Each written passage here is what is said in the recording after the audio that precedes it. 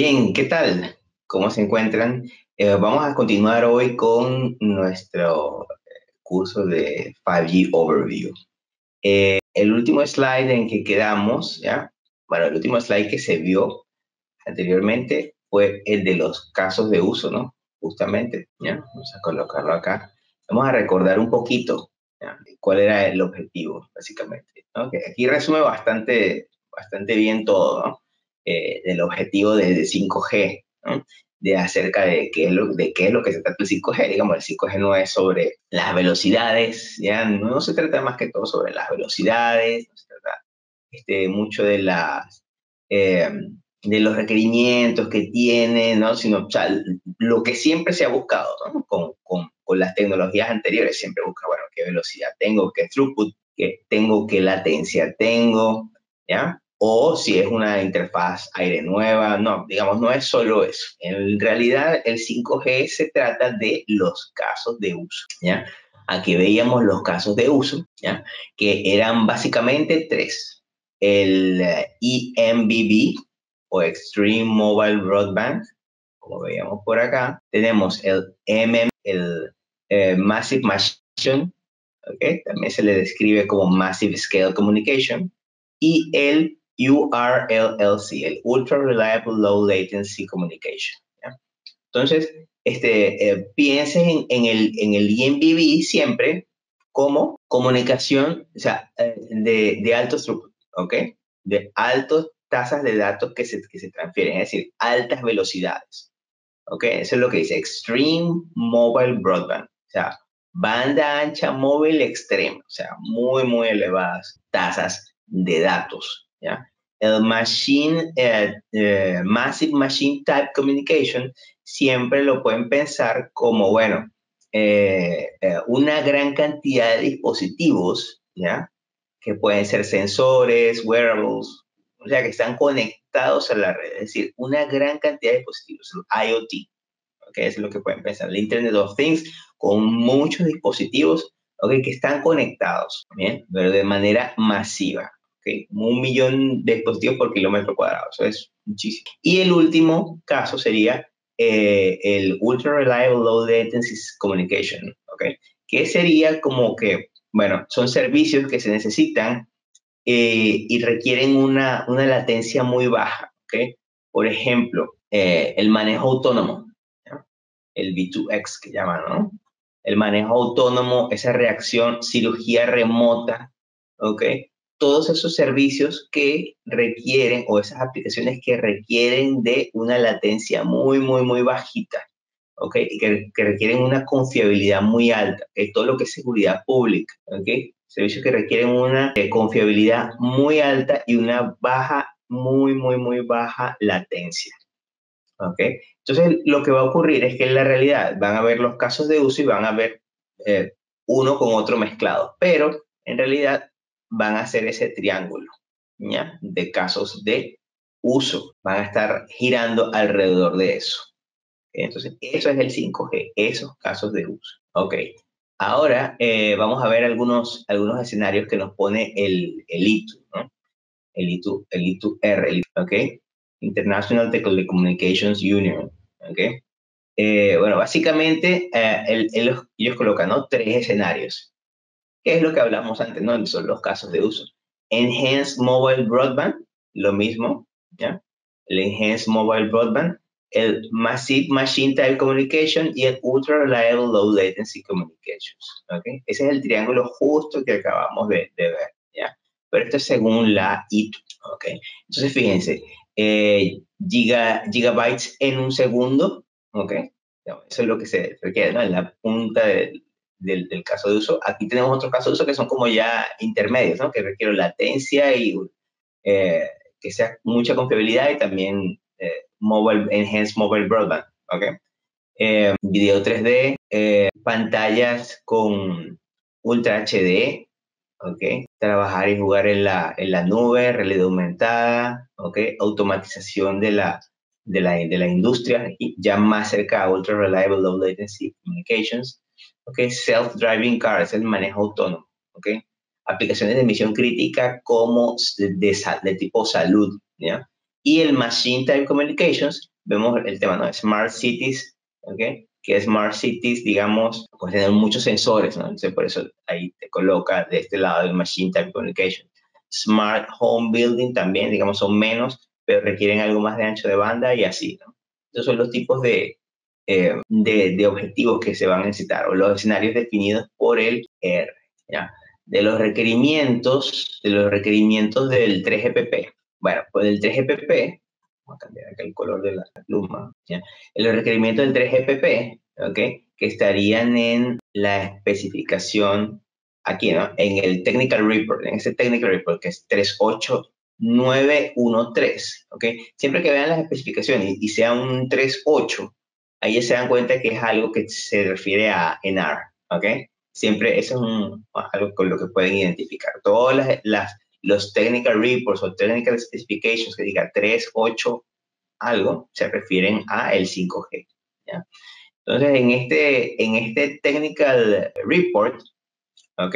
Se encuentran los requerimientos. Entonces, ¿cuáles son las tasas de datos de los requerimientos del 3GPP? ¿Ok? Que es el organismo que coloca las especificaciones, ¿no? A través, digamos, un conjunto de partners que tiene, entre los cuales están, bueno, obviamente los vendors, ¿no? Los fabricantes de los equipos, de los teléfonos, operadores también, ¿no? Ellos se encargan el 3GPP, digamos, genera ese ambiente para que se puedan crear, ¿ya? Las especificaciones. Entonces fíjense, tasas de datos de downlink. En downlink, 20 gigabits por segundo. En uplink, 10 gigabits por segundo. En downlink, recuerden, siempre es desde el eNodeB, o mejor dicho, desde el G-Node-B, ¿ya? Porque al nodo B de 5G se le llama así, G-Node-B, GNB, G-Node-B. Okay. En downlink siempre es del G-Node-B hacia el UE, o sea, en esta dirección, ¿no? El UE. Y toda la información que va del UE hacia el G-Node-B es uplink, ¿ya? Entonces, downlink es del G-Node-B al UE y uplink del UE al G-Node-B. Entonces, en downlink son 20 gigas, ¿ok? Mientras que en uplink son 10 gigabits por segundo. Esas son las tasas, el requerimiento, ¿ok? La eficiencia espectral, bueno, 30 bits por segundo por hertz. Y en uplink son 15 bits por segundo por hertz, ¿ok? Ahí faltó esa por hertz. Esas son las unidades de eficiencia espectral. La latencia en el user plane, ¿ya? Es 1 milisegundo. Bueno, bastante. Fíjense, recuerden cuánto era en LTE, que era 10. En el control plane sí son 10 milisegundos, ¿ok? La confiabilidad, que se llama un parámetro que se va a manejar, debe ser 99.999%, ¿ya? Virtualización de la red, hay nuevas interfaces abiertas, ¿ya? Porque ya el 5G viene con todo ese tema de virtualización, ¿ya? De muchas de las funciones, es algo nativo. Densidad de conexión, 1 millón de dispositivos por kilómetro cuadrado, o sea, para recordar, ¿no? Bien, o sea, tiene que habla mucho de la capacidad. Entonces muchos pueden decir, bueno, pero en LTE tal vez no se puede, con el LTE Advanced Pro y los features que estaban en el LTE Advanced Pro no se puede conseguir muchas de esas cosas. Bueno, algunas tal vez puede acercarse un poco, pero no lo consigue por eh, todo el tema de la interfaz aire y no solo la interfaz aire, ¿no? Que es similar a la del 5G, sino todo lo demás que lleva encima. Ya no es solo eso, sino o sea, no es solo la interfaz aire, ¿no? Lo que hablamos antes, el 5G no es solo la interfaz aire, sino una gran cantidad de elementos, ¿no? También de features, software y demás. En temas de movilidad, las velocidades que debe poder atender son 500 kilómetros por hora. Cobertura, coloca 164 dB, ¿no? De path loss. Y el interworking que se va a utilizar sería el dual connectivity, la conectividad dual. Ya vamos a hablar un poco de qué es la de la conectividad dual. Pudiéramos decir, bueno, que no usas carrier aggregation. Carrier aggregation es cuando utilizas, digamos, varias portadoras de frecuencia juntas, ¿ya? En el T se usaba, digamos eso, se usa eso. ¿Ya? Y ahí tienes inmediatamente un ancho de banda mayor, ¿ya? Entonces, ¿por qué no interactúas con LTE? Fíjense que es el interworking con LTE, o sea, ¿cómo van a interactuar con LTE? Va a ser a través de ese feature, que es Dual Connectivity. Básicamente, digamos dicho rápidamente, yo voy a tener mi eNodeB, ¿ok? Y voy a tener mi gNodeB, ¿ok? Voy a tener mi eNodeB, que va a ser como mi master, y mi gNodeB, que es como mi slave, ¿no? Y a través de la interfaz que van a tener aquí ellos dos, digamos, yo voy a tener esa conexión, ¿ya? Entonces, con este sitio que ya está acá, con este eNodeB que ya está al aire, yo puedo sacar mi gNodeB y tengo mi otra interfaz, donde voy a tener mi S1, el control plane, que va a ir al MMI, o mejor dicho, va a ir al core, ¿no? Va a ir al EPC, mejor dicho. Mi S1 de control plane y mi otra S1 de user plane, que también va a ir, ¿no? Entonces, pero voy a estar saliendo, voy a estar funcionando a través del eNodeB, ¿ya? Y voy a crear, digamos, como lo que llaman un split beaver, ¿ya? Y voy a estar transmitiendo tanto el 4G como el 5G, ¿ok? Bueno, entonces, recuerden que mucho de lo que se hace, ¿ya? O mucho de lo que va a hacerse en el 5G tiene que ver con el IoT, ¿no? El tema del Massive IoT, el Massive Machine Type Communication. Entonces, ¿qué tenemos acá en ese aspecto del IoT? Tenemos varios nombres, como el CAT-M, este es Category M, ¿ok? El NB-IoT, que sería Narrowband IoT, que son, digamos, esquemas que se utilizan en lo que es LTE, ¿ya? Para atender los casos de Massive IoT, ¿ok? De muchos dispositivos conectados, todo eso, ¿no? Habla también de cobertura extendida, ¿ya? Cobertura extendida, ¿ya? Que es una manera también que, bueno, que se va a tener, ¿no? De cubrir lo más que se pueda, digamos, o extender la cobertura, como lo dice, ¿no? Desde el 5G, pero digamos, son tecnologías que ya se están usando. Y battery lifetime, ¿no? Es otra característica, ¿ok? De extender la batería, ¿ok? ¿Qué necesita el IoT? Bueno, necesita algunos de estos, digamos, tecnologías para operar que me relacionan, digamos, o que me dan capacidad para tener una gran cantidad de dispositivos, cobertura extendida para los sensores y todo eso, o sea, que puedan, digamos, siempre estarse comunicando, y extensión o sea, la duración de batería, ¿ok? La idea es que tenga una duración de batería muy, muy amplia, porque puede haber sensores que, bueno, me interesa que tengan una duración de batería de años, ¿ya? No ni siquiera de horas ni de días, sino años, porque no se van a estar comunicando todo el tiempo. Y ese es el punto, justamente, saber eso. Y la red puede controlar mucho de esas partes, ¿ok? ¿Qué voy a tener? Bueno, para el IoT, para atenderlo, tuve la evolución del LTE, ¿ok? Gigabit LTE, digamos ya con los avances, ¿no? Con LTE Advanced, LTE Advanced Pro, ¿ok? Se colocaron ya features con los cuales ya se podía atender, ¿no? La LTE de alguna manera. Link Carrier lo que significa es, digamos, limpiar un poco esa señalización, ¿no? O los recursos en los que va a estar usando, digamos, los sensores tienen que ser. Es así, cuando no se está transmitiendo ninguna información, tiene que ser como que, mira, en realidad no estoy transmitiendo nada y no estoy escuchando nada, sino nada más cuando debo hacerlo, ¿ok? Todo eso ahorra energía, ¿ok? El tema del Elastic RAN, ¿no? Se refiere, digamos, a la parte de radio acceso, ¿no? Tiene que tener ciertas flexibilidades. Servicios avanzados y, bueno, manejo de la red, ¿no? Obviamente forma parte de la evolución. Entonces, en el camino hacia el 5G, tenemos lo que es tecnologías como Massive MIMO, ¿ok? Multi-User MIMO, ¿ok? Que son técnicas de antena justamente para conseguir una mayor cantidad, en este caso para conseguir una mayor capacidad, ¿ya?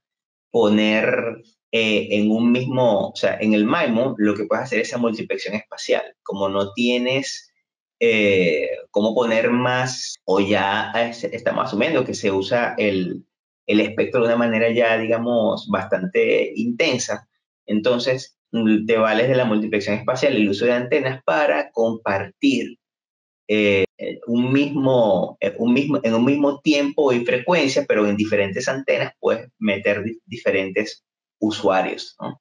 Entonces con eso consigues tener mayor cantidad de suscriptores, ¿no? Cuando es Massive MIMO, o sea, estamos hablando de una cantidad de antenas, ¿ya? Transmisoras y receptoras, que es 64 por 64, o sea, 64T, 64R, transmisores y receptores. Y a partir de 32, digamos, ya hablamos como de Massive, ¿no? 32 por 32, ¿ok? Habían otros features también en LTE que eran para reducir de la latencia, ¿ya? Conectividad inteligente. Estos puntos son de LTE Advanced Pro. Y después, digamos, ya tenemos el NR, ¿no? El 5G New Radio como tal, ¿no? Que tengo un nuevo carrier, así, una nueva interfaz de radio, una nueva arquitectura para hacer interworking, ¿ya? Entonces, digamos, ese es el espacio ideal para poder cumplir con el Massive IoT. Massive Internet of Things, lo que significa es recuerden, una gran cantidad de dispositivos, sensores, están siendo utilizados, digamos, en la red, ¿no? Entonces, para que eso pueda ocurrir, desde LTE sí se puede hacer, ¿ya? Con el Cat-M o el NB-IoT o el LTE-M también que le llaman, pero digamos, de una manera más limitada. El 5G, digamos, está dedicado, digamos, a eso. Entonces, es más fácil hacerlo, más real llamarlo desde ahí. Vamos a leer un poco aquí del tema del NB-IoT y el LTE-M, ¿no? Fíjense que son técnicas, ¿ya? De Low Power Wide Area Networks, LPWAN, ¿no? Desarrolladas para el IoT desde LTE, ¿ok?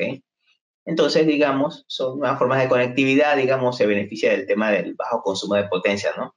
Poca penetración, ¿ya?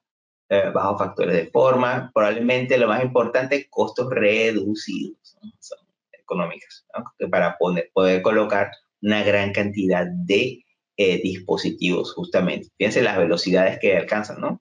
Pueden decir, bueno, pero esa no es una velocidad muy alta, claro, porque no le hace falta mucha velocidad para lo que va a ser, ¿no? Los sensores, acuérdense que son equipos, ahí el device, el dispositivo es un sensor, entonces no necesita transmitir mucha información, solo datos, ¿ok? Tal vez en la parte de Machine Time Communication sí necesita transmitir un poco más o necesita un poco más de ancho de banda, pero aquí lo coloca justamente, ¿no? En downlink y en uplink, ya las velocidades, los anchos de banda que maneja el NB-IoT desde 1.4 MHz, ¿no? De ancho de banda. Es decir, el ancho de banda más bajo que se usa en el LTE, ¿ok? Esto es de LTE, ¿ok? LTE Advanced Pro, ¿ok? Para que tengan una referencia de esas tecnologías. No es el 5G, pero desde el LTE se atendía ya, ¿ok? Con estos avances. Entonces, el NB-IoT y tengo el LTE-M, ¿no? O Cat-M, es lo mismo. ¿Ya? Aquí te dice 5G ready, ¿no? ¿Ok? Sí, en 5G ya tú puedes atender los temas de IoT, por supuesto, como tal. ¿Ya? Si tengo un Core 5G, eso es un tema también, ¿no? Que hay que ver. Pero desde LTE, fíjense, ¿no? El NB-IoT se enfoca en, digamos, en las bajas tasas de velocidades bajas, digamos, tasas de datos muy bajas.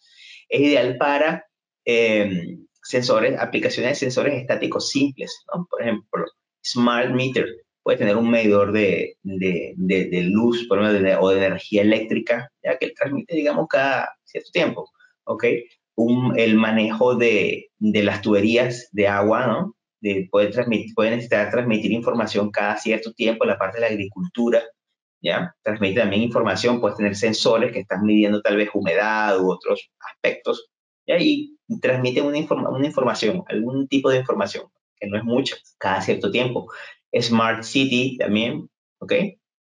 Puedes tener sensores que están transmitiendo también alguna cosa y no son, están transmitiendo información, ¿ya? Puede ser digamos, justamente funcionamiento o demás, ¿no? Que no todo el tiempo se usa y está todo el tiempo estático, ¿ok? Las luces en la calle, por ejemplo, ¿no? Puede mostrar cuando se enciende, cuando se apaga, ¿ya? Y estar conectado con un dispositivo, con un sensor. por la red 5G y eso lo lleva a una aplicación, porque ese es el tema, no solo que existe el dispositivo, debe existir la aplicación como tal para que funcione, ¿no? Y ese es el gancho, ese es el tema justamente del IoT, ¿no? Y del 5G. Y también tener un fragmento o un slice de red que tenga los requerimientos que necesitas para atender eso. O sea, no necesitas la mayor capacidad, ¿no? Necesitas atender un caso de uso justamente, ¿no? Que es el de Massive Machine Type Communication, ¿ok? Eso, que tengas muchos sensores, ¿no? Que tengas esa capacidad. Y bueno, también tengo otros ya escenarios de Massive Machine Type Communication, ¿no? Que corresponden al CAT-M o al LTM, digamos, donde ya se manejan unas velocidades un poco mayores, ¿no? Velocidades de transmisión de datos y latencia un poco más como en tiempo real. Por ejemplo, el monitoreo de un paciente, ¿ok? Digamos que tiene un wearable, o que tienes un reloj, por lo menos, que está transmitiendo tu nivel de azúcar, ¿no? Por lo menos, que tengas esa capacidad, transmitir tu nivel de azúcar en la sangre. Entonces, es importante, ¿no? Primero tiene que ser confiable la medida, tiene que ser confiable la transmisión de datos, dice, y lo otro es que eh, debe, digamos, durar la batería lo más posible, ¿ok? Pues si es un sensor, y justamente transmitirlo en tiempo real, o si estoy monitoreando un paciente, es distinto, ¿no? Del wearable, pero si estoy monitoreando un paciente, digamos, de una emergencia o algo así, ¿no? Y lo tengo allí con sensores que funcionen y estén conectados de esa manera, entonces necesito, ¿no? Una comunicación en tiempo real. También el tema del transporte, ¿okay? El manejo autónomo, transportación, ¿ok? Si los vehículos están conduciendo ellos mismos, ¿ya?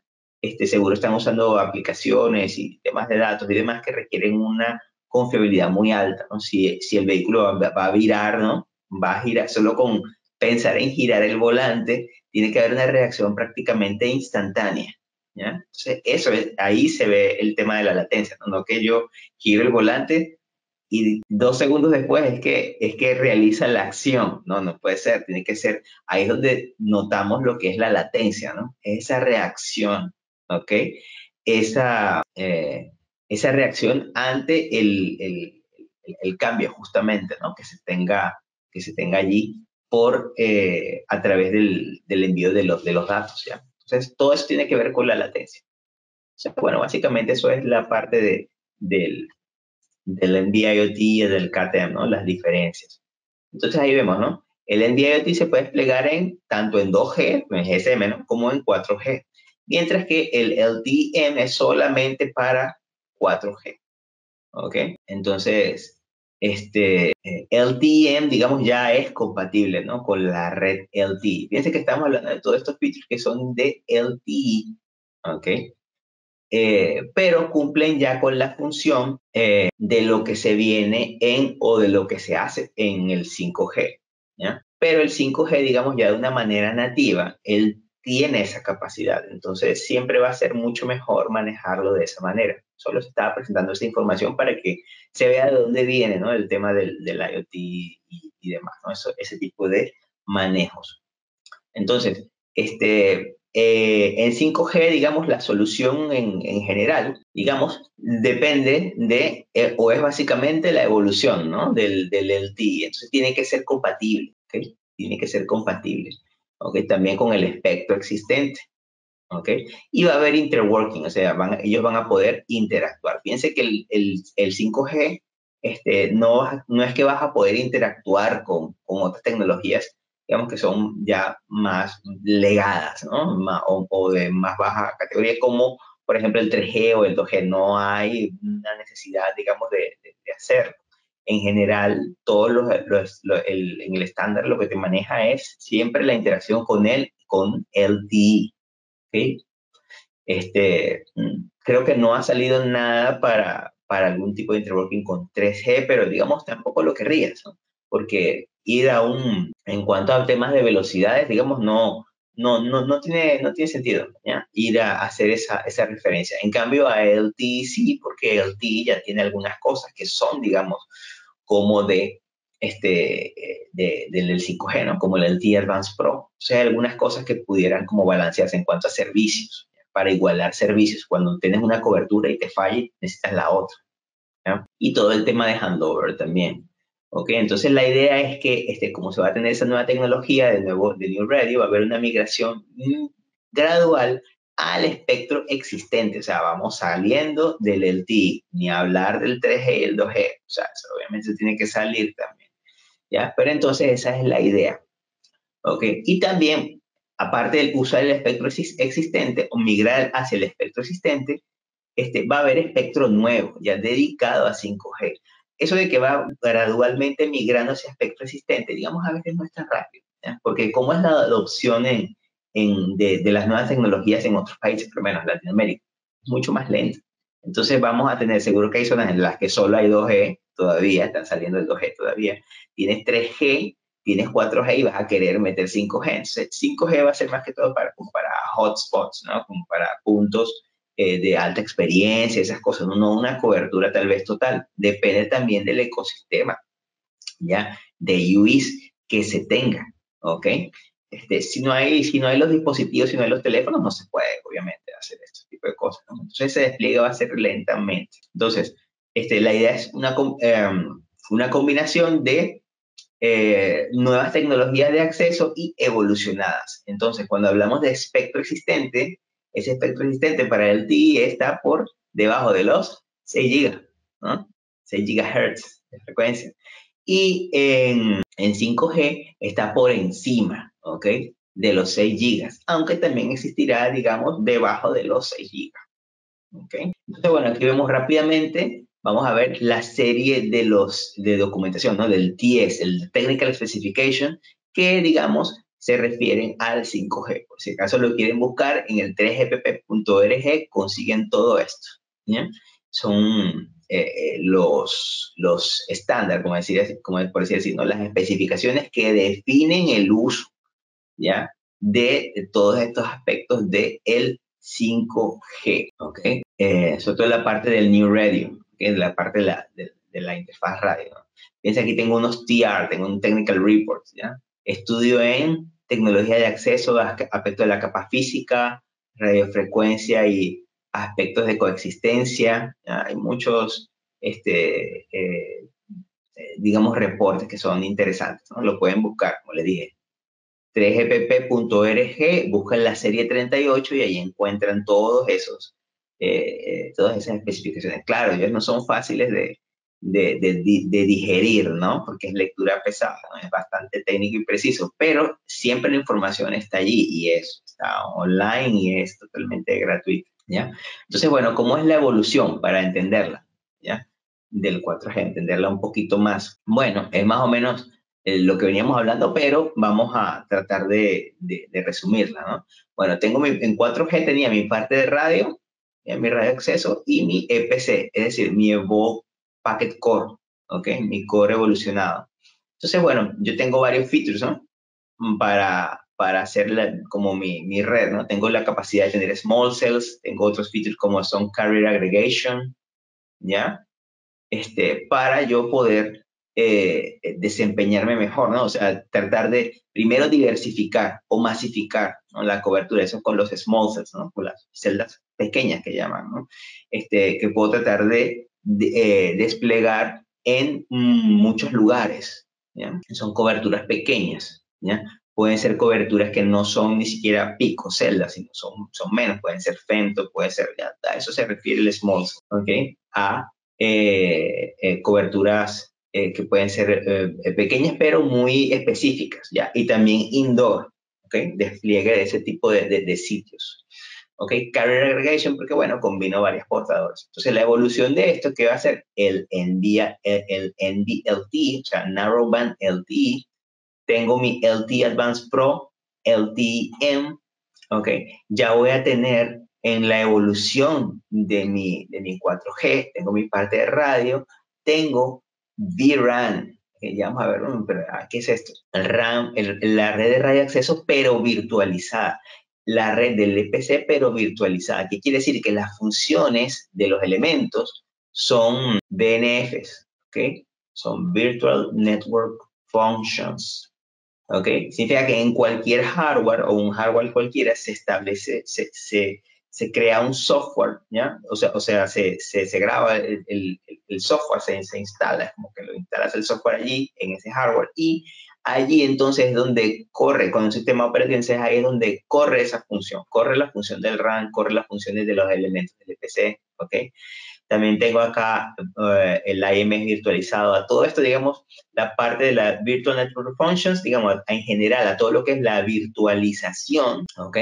Se le llama así, NFV, Network Function Virtualization, a no confundir con BNF. BNF, digamos, es las funciones que puede tener. Por ejemplo, en el EPC, si tengo el MMI, yo puedo tener una BNF que sea que cumple con las funciones del MMI, es decir, un Virtual Network Function, o sea, una función de red virtual que cumple con eso. Y el proceso en general, el Network Function Virtualization, es lo que se hace, ¿no? Es como el proceso general, ¿no?, de todo esto. Ok, entonces fíjense, avancé ya de LTE Advanced Pro, LTE-M, tengo conectividad dual, dual connectivity, estamos volviendo a escuchar ese término, ¿no? Ya lo vamos a ver en más detalle luego, ¿ok? Y ya de ahí evoluciona el 5G, donde que tengo de manera nativa, ¿no? Tengo mi parte de radio, tengo mi RAM virtualizado y tengo otras funciones ya que se van a llamar SDN y el Network Function Virtualization. Ya vamos a ver lo que es SDN. ¿Okay? Uso otras tecnologías como Massive MIMO, ya tengo nuevas portadoras acá, ¿ok? Y bueno, tengo políticas que voy a aplicar y el SDN, ¿no? Más que todo. Y tengo un aspecto de radio nuevo. O sea, en la parte de espectro voy a tener lo que llaman el millimeter wave o la onda milimétrica. Eso simplemente significa que estoy operando en un espectro, ¿ya? En donde, digamos, por la frecuencia o la longitud de onda, es el tamaño es de milímetros, ¿no? Es del orden de los milímetros. Entonces, por eso se le llama onda milimétrica o millimeter wave. Tengo centimeter wave y millimeter wave, ¿ya? Centimeter wave, digamos, ya habrá por el lado de los 6 gigas por ahí, ¿no? Pero si tengo frecuencias más elevadas, ¿ya? Más de, por ejemplo, 20 gigas, 23, 60, 52, ahí, ¿no? Ahí ya tenemos una onda, un tamaño de onda que es milimétrico, ¿no? Entonces, por eso se le llama millimeter wave. Entonces, todas estas avances, digamos, o tecnologías me hacen estar en el 5G. Fíjense que no es solo una interfaz de radio nueva, tiene muchos temas. ¿Ok? Entonces, bueno, aquí vamos a hablar rápidamente de esta parte, ¿no? Porque hablamos del RAM virtualizado. Entonces, aquí hay que hablar de toda esta parte, el RAM, el DRAM, que es el RAM distribuido, el CRAM, que es el RAM centralizado, el VRAM, que es centralizado y virtualizado, y el ORAN, o Open RAM, vamos a ver que es diferente, que es centralizado, virtual y abierto. ¿Ya? Es una parte interesante. Entonces, el DRAM, ¿qué significa? El Distributed RAM, ¿ok? Ahí que voy a tener, tengo mi sitio y tengo mi unidad de radio, mi RRU y mi baseband unit, ¿ok? Tengo mi Radio Remote Unit y mi baseband unit, ¿ok? Así normalmente es el despliegue de un sitio, ¿ok? Tradicional. Y la RRU y la BBU están obviamente localizadas en el mismo sitio, ¿no? En el mismo cell site, el mismo celda, ¿ok? Y cada sitio tiene sus funciones de radio distribuidas y conectadas hacia el core a través de un backhaul, es decir, a través de un transporte, ¿no? Una conexión de transmisión, puede ser una conexión de microondas, ya tengo mi radio, ¿ok? Tengo mi RRU y mi BBU. Y todo eso funciona, la RRU con la BBU se une a través, digamos, o está conectado a través de una interfaz CPRI, ¿ok? Que tiene esa característica.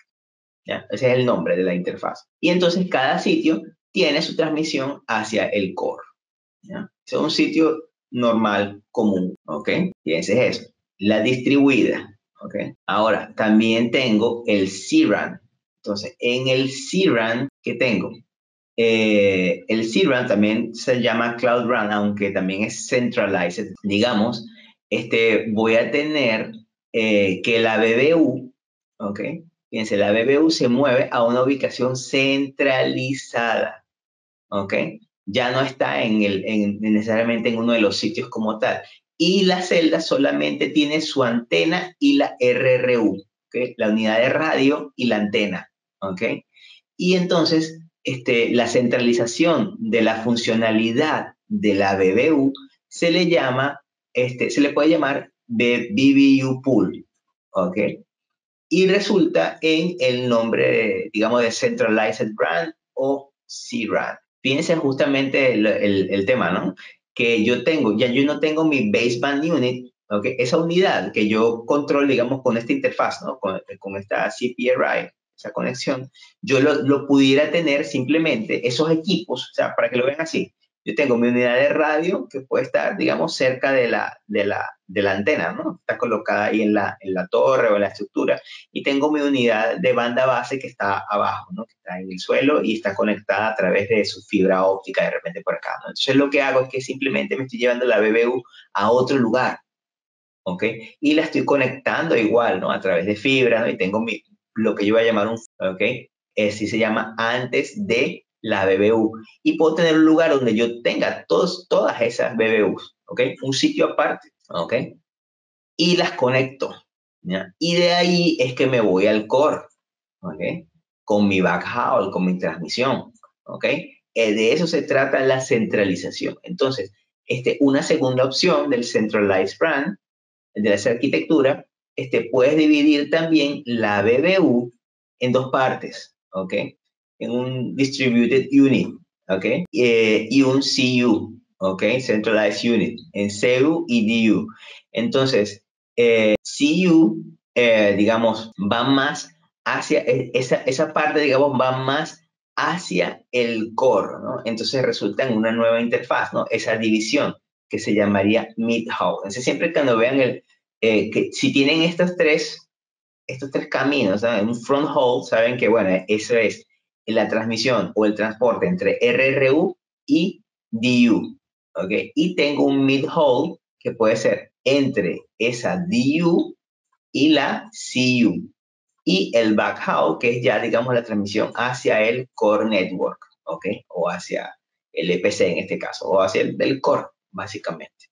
¿Ok? Entonces son maneras de distribuir, ¿ya? De distribuir el RAN, el Radio Access Network, que es la parte de radio acceso, para tener, digamos, un mejor uso, ¿no? de esos recursos, porque hay funciones, digamos, que se pueden ejecutar estando más lejos, más cerca, entonces se puede hacer este tipo de divisiones, ¿no? Entonces, de eso se trata entonces, ¿qué será entonces el vRAN? ¿Ok?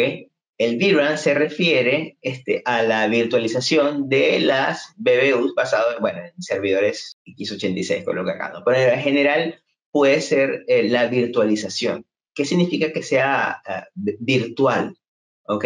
Que no es un equipo como tal que está ahí, sino es una función de software sobre un hardware que puede ser cualquiera, ¿ya? Igual, tengo esa opción, ¿no?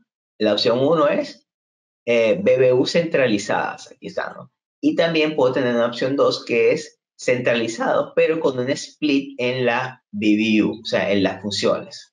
¿Ok? Sí, ¿ok? Entonces, el vRAN, ¿qué es lo que hace? El vRAN, el Virtual RAN, lo que hace es que desacoplar el software del hardware, ¿no? Y utiliza, digamos, lo que es la virtualización de las funciones de red. ¿Ok? Entonces, usa tecnologías de virtualización como los NFVs, ¿ok? El Network Virtual Function, que es lo que estábamos hablando antes, o contenedores para desplegar lo que es la CU y la DU, ¿ok? Entonces, es como correr las funciones en software, ¿no? Básicamente, es justo eso. Entonces, no hay diferencia entre el vRAN y el CRAN, excepto que el CRAN usa un hardware propietario, ¿ya? Y el vRAN utiliza funciones de red virtuales, ¿ok? O un servidor plataforma. Entonces, el vRAN es, de hecho, una forma o un tipo de CRAN. Entonces, fíjense, tenemos todas estas opciones, ¿no? Para desplegar los sitios, para desplegar la parte del RAN. Entonces ahí vamos, ¿no? Ya vimos varios aspectos del radio acceso, pero entonces, ¿qué es el Open RAN y el O-RAN? Porque van a encontrar las dos denominaciones, Open RAN y O-RAN. Entonces, para verlo de una manera, el Open RAN o el O-RAN, de lo que llaman el O-RAN Alliance, la alianza del Open RAN, toma el vRAN a otro nivel. Entonces, el vRAN tradicional es una red, digamos, cerrada, ¿ok? Entonces, la RU sea, el Radio Unit, Distributed Unit y Central Unit, o sea, el RU, el DU, el CU, todo forma parte del mismo RAN y tiene que ser comprado del mismo vendor, es decir, son del mismo fabricante. Entonces, el O-RAN Alliance lo que trabaja es en especificaciones para abrir esas interfaces, ¿ya? Entre RRU y DU, ¿ok? Y luego entre DU y CU, ¿ok? Entonces, ¿eso significa qué significa? Que el cliente puede tener una mezcla, ¿ya? Y tener componentes de diferentes fabricantes sin estar, digamos, atado a un vendor para esos tres componentes. Entonces, el resultado de eso es que tienes una red de radioacceso abierta, ¿ok? Porque estas funciones normalmente son propietarias y es cerrado todo ese aspecto allí, ¿no? Entonces, siempre quedas atado a usar uno u otro vendor. Por lo menos, un ejemplo muy fácil se ve en lo que es la interfaz X2, ¿ya? El DLT.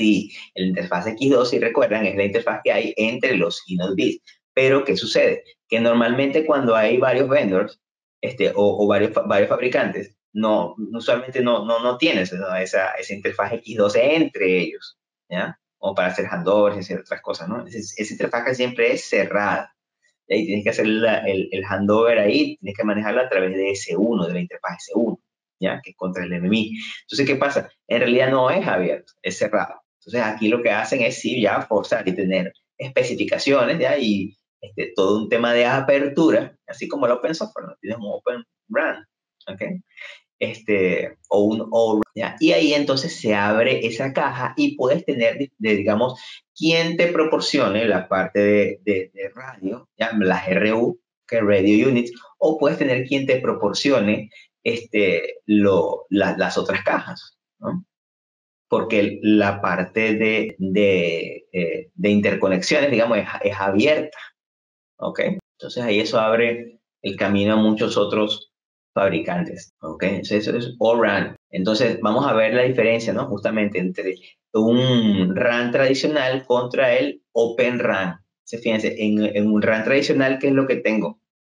Bueno, lo que ya conocemos, ¿no? Vamos a ver por acá, vamos a abrir esto. Lo que ya conocemos, ¿no? Tengo mi antena, mi unidad de radio que instalo, digamos, bien cerca de las antenas, ¿no? Con mis jumpers, ¿ya? Mi cable con mis jumpers. Y tengo un front haul que es propietario, ¿no? Porque yo bajo fibra de acá, estas unidades de radio y llego a la BBU, ¿ok? Llego a mi baseband unit. Es un sitio, creo que seguramente han tenido la experiencia, ¿no? de ver algún sitio. Entonces, en la BBU que yo hago es obviamente tener una unidad propietaria. Aquí yo hago el procesamiento de señal, ¿no? Tengo de todo el tema de los equipos de RF. Bueno, la RU es la que tiene los equipos de RF, ¿no? Pero la banda base, digamos, está acá, ¿no? Y el acceso a la red, todo se lleva a cabo desde acá, ¿ya? Pero en mi sitio Open RAN, ¿qué voy a tener? Voy a tener mi RU, mi Radio Unit, ¿ok?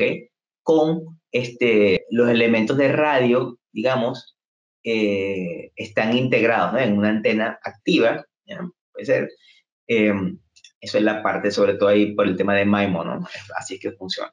Y ¿qué tengo? Tengo un front haul que es abierto, es decir, esta interfaz acá es abierta, y esto es fibra que va acá. Y aquí yo no tengo jumpers también, los tengo internamente, tal vez en la RU, ¿ok? Que está justo junto con las antenas, ¿ya? Yo tengo un front haul abierto, ¿ya?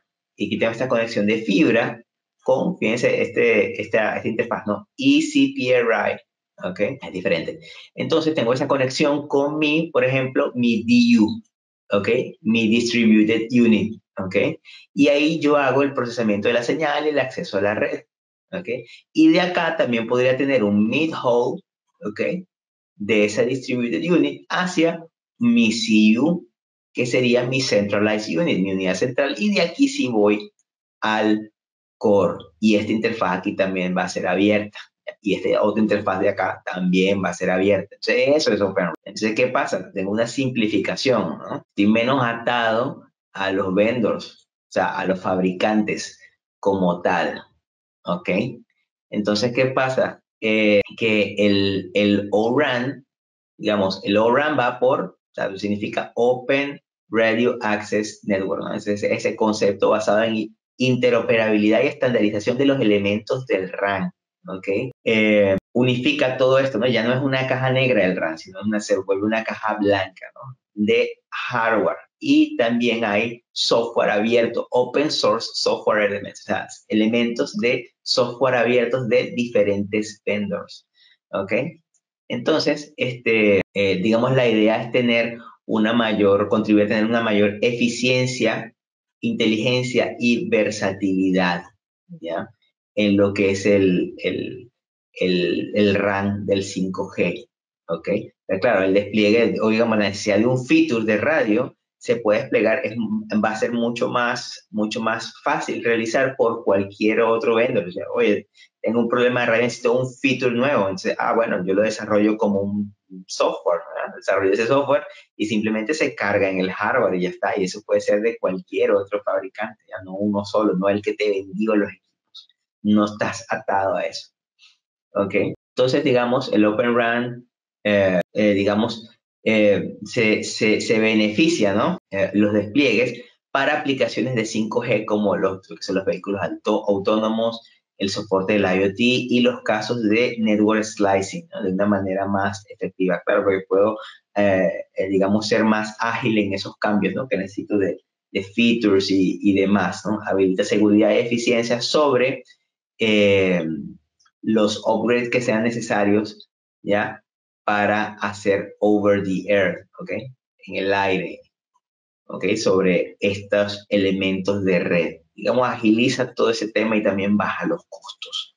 Esa parte es importante. Entonces vamos a hablar también, fíjense que ese es un factor, ¿no? Que hablamos, el Open RAN. También tengo otros factores, ¿no? Que veíamos para el 5G, que era el SDN y el NFV.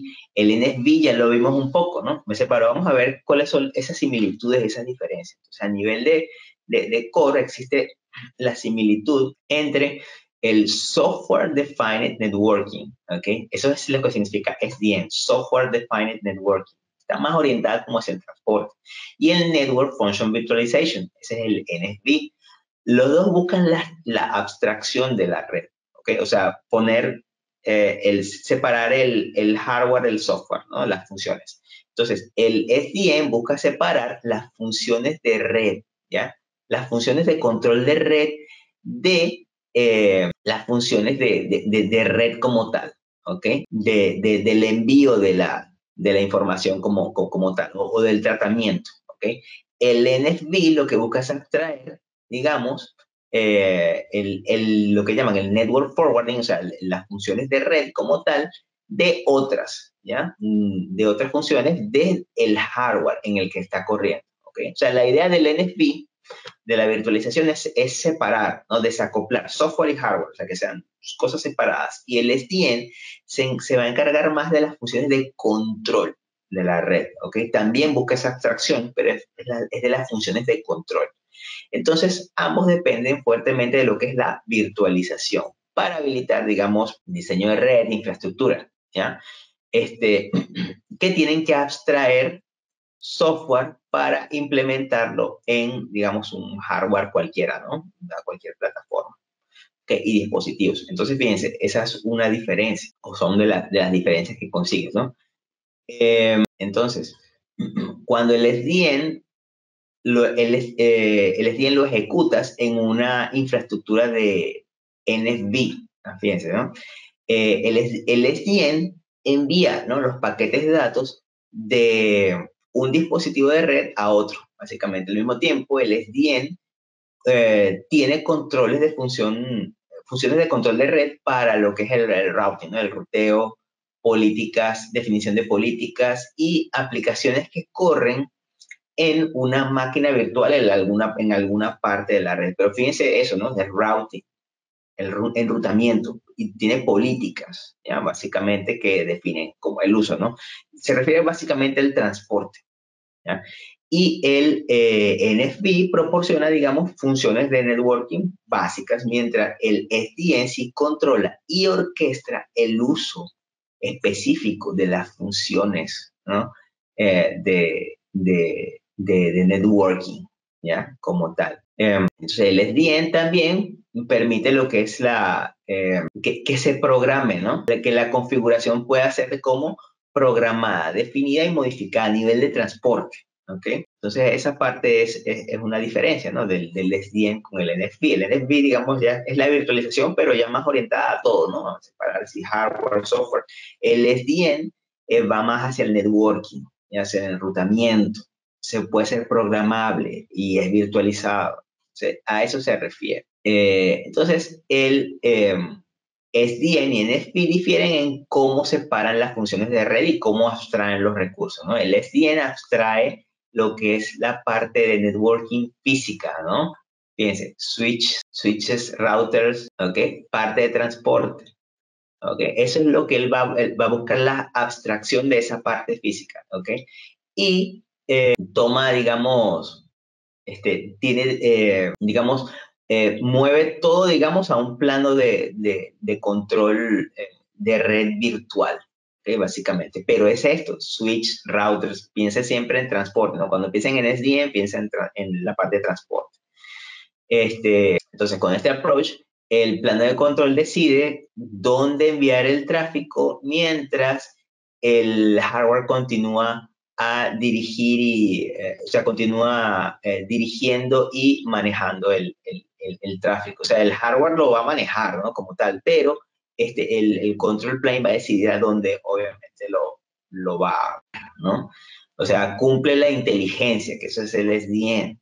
Se puede usar cualquier hardware, el hardware va a hacer lo que le mande el software, básicamente.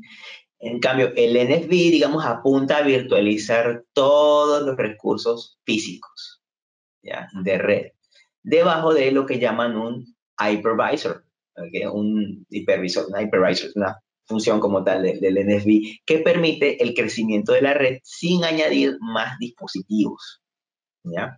Entonces ambos, tanto SDN como NFV, hacen, digamos, arquitecturas de networking, ¿no? Hacen la arquitectura de networking más flexible y dinámica y desempeñan diferentes roles, ¿no? Definidos en la arquitectura y la infraestructura que ellos soporten, ¿ya? O sea, aquí lo vemos gráficamente, de repente gráficamente se ve un poco más sencillo. ¿Cuál es la aplicación? Aquí vemos, por ejemplo, en el protocolo ISO-OSI, ¿no? El SDN aplica justamente en estas capas, ¿no? Pues física puede ser cualquiera porque puede ser cualquier hardware, pero la parte de Data Link y Network, ¿ya? Acuérdense que esto es OSI, ¿no? Ahí es donde trabaja el SDN. Y el NFV trabaja en la capa ya de transporte, sesión, presentación y aplicación. ¿Ya? Esa es la parte de esa virtualización, ¿ya? Fíjense, optimiza la infraestructura de red como switch Ethernet, router, porque son programables, ¿no? Van a ser programables, pero digamos de manera automática, ¿ya? O sea, hace esos cambios de manera automática, esa va a ser la idea. ¿Ok? Y en cambio que el NFV lo que busca es, digamos, otras funciones de red como load balancing, o sea, balance de carga, firewall, one optimization controller, deep packet inspection, o sea, la inspección de paquetes, digamos, internas, ya es a otras capas, ¿no? Aquí se ve mucho más clara la función del SDN y del NFV, ¿ok? Vamos a hablar un poco de lo que es el carrier aggregation contra el dual connectivity, ¿ya? Entonces, esas son funciones que ya se conocen ya hace un tiempo, ¿ya? Pero para entenderlas bien, digamos, lo vemos así. Aquí tenemos el carrier aggregation. ¿Qué es lo que yo tengo? Tengo mi estación base y tengo mi información, ¿no? Mis datos, mis paquetes.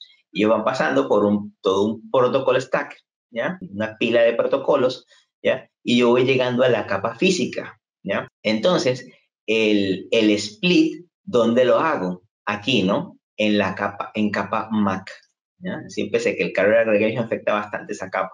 Entonces, justamente acá, en la capa MAC, es donde yo puedo, el Medium Access Control, ¿okay? Es donde yo puedo hacer ese desagregado, ¿no? Y cambiar en capa física. Voy a enviar mis datos por una portadora o por otra, ¿ya? O lo voy a enviar por un primary component carrier, que es es lo que se refiere, ¿no? Cuando estás hablando de carrier aggregation, o un secondary component carrier, ¿ok? Es decir, estoy usando el ancho de banda de esa capa física, ¿no? De esas portadoras para enviar mi información. Obviamente voy a tener mayores velocidades, ¿no? Pero fíjense que justamente el split, o sea, la división es aquí, ¿no? En capa MAC, ¿ok? Ahora, cuando yo hablo de dual connectivity, fíjense la diferencia. La diferencia es que el split en MAC, ¿no? Se hace en esa capa, ¿no? De LTE, ¿ok? Y en dual connectivity, el split se hace a nivel de capa PDSP. ¿Okay? Eso ahí tienen que recordar un poquito la parte de LTE, ¿no? En el protocol stack, ¿no? En LTE, fíjense, tengo mi, mi radio base, ¿no? Digamos como principal, ¿ok? O el main, ¿ok? La principal sería mi master, ¿ya? Estoy enviando mi información y aquí tengo, digamos, a nivel de PDCP, voy a tener un túnel, ¿ok? Hacia mi estación secundaria, ¿ya? ¿Ok? O mi nodo secundario a nivel de capa de PDCP, ¿ok? Y aquí voy a hacer la división. Ahí es donde está el split, ¿ok? Y voy a llevar, aunque esto sea como otra tecnología, yo voy a llevar, digamos, esa parte, su capa física, y voy a transmitir todos estos datos. Y voy a tener un master cell, que va a ser este, y voy a tener un secondary cell, ¿no? Voy a tener uno que no va a ser el master, sino como el slave, ¿ya? Entonces, justamente eso es lo que ocurre en el 5G, en los despliegues que vamos a llamar NSA o Non-Standalone, creo que había mencionado eso antes, que, digamos, tienen como máster a LTE, ¿ok? Porque este va a ser mi E Node B. Y aquí voy a tener mi G Node B. Y así es como lanzo, y esto va hacia el Core EPC. O sea, así es como lanzo los servicios de 5G de manera inicial, ¿ya? Con dual connectivity, conectividad dual. Por eso es que antes se le mencionaba, ¿ya? Como un factor importante. Bueno, otro factor importante también que olvidé mencionar, bueno, lo que estamos mencionando ahorita, es la eficiencia energética, ¿ya? Prácticamente en el 5G es un punto importante, ¿ya? Todas las tecnologías que vienen ahora tienen que ser, digamos, verdes, ¿no? Tienen que ser muy eficientes en ese sentido. Y para ello hay iniciativas como la que tiene Green Touch, pueden buscar, digamos, más información en YouTube, por ejemplo, y van a encontrar que existe un reto muy importante en reducir lo que es la tasa de la huella, ¿no? De carbono en todas las implementaciones, ¿ya? Entonces, para eso se introducen nuevas tecnologías y, digamos, el 5G no es ajeno a este tipo de cuestiones, ¿no? La idea es que querían reducirlo justamente hasta el 2020, aunque se incremente el tráfico, disminuir en 90% de la energía que usan, ¿no? Los equipos. Y bueno, llegamos hasta acá, a esta parte de la presentación. Vamos a continuar con la presentación de 5G Overview, pero lo haremos en otro video. Gracias.